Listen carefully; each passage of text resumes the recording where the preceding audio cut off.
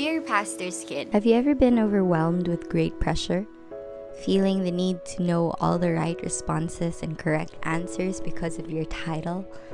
Feeling like you can't be curious or wondering about certain things of the world because then you get in trouble, or worse, your parents get involved?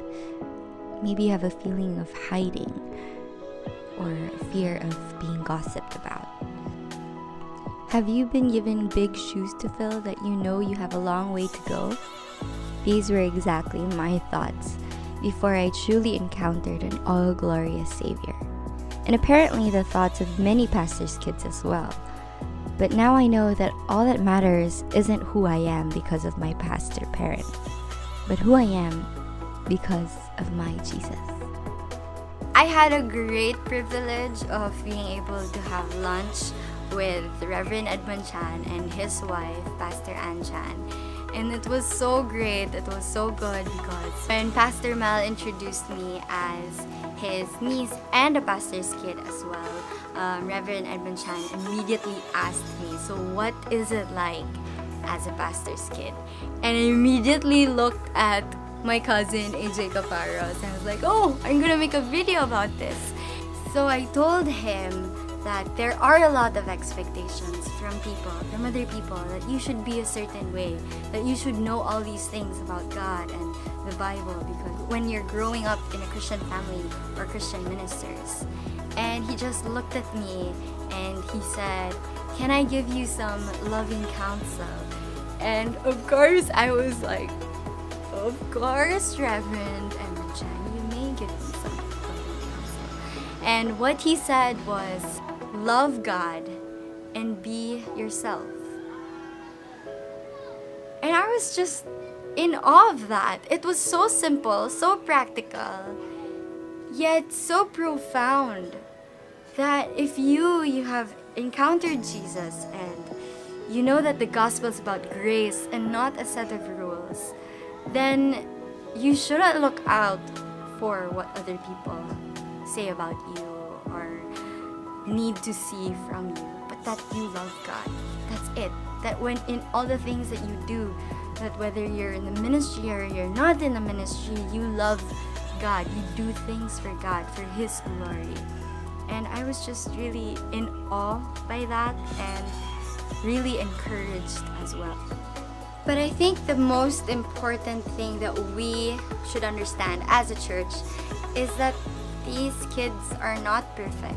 They're just as sinful as you are, and they make the same mistakes and they get tempted by the same things that you do. And if you're curious to know what it's like to be a pastor's kid who is now a pastor with kids, what would it be like? And that was my question for my cousin, that what would he do differently now as a pastor with his own kids?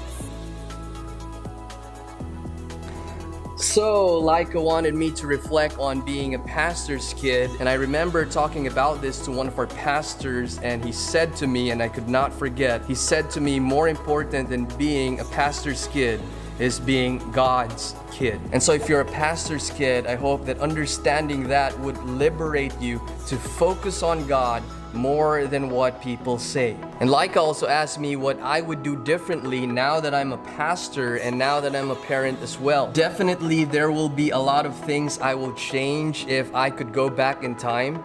But if there's one thing, it would be this: appreciating my parents more. Ministry is hard work. Ministry is a battlefield. And the pastor and the pastor's wife, they're right at the forefront of the battlefield.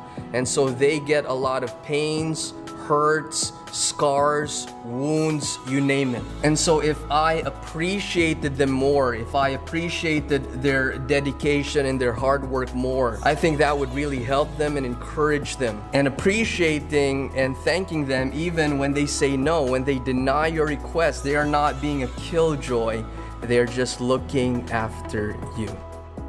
And that's the beauty of the gospel. That's the beauty of grace. There's no one favored, no one who is higher above anyone else.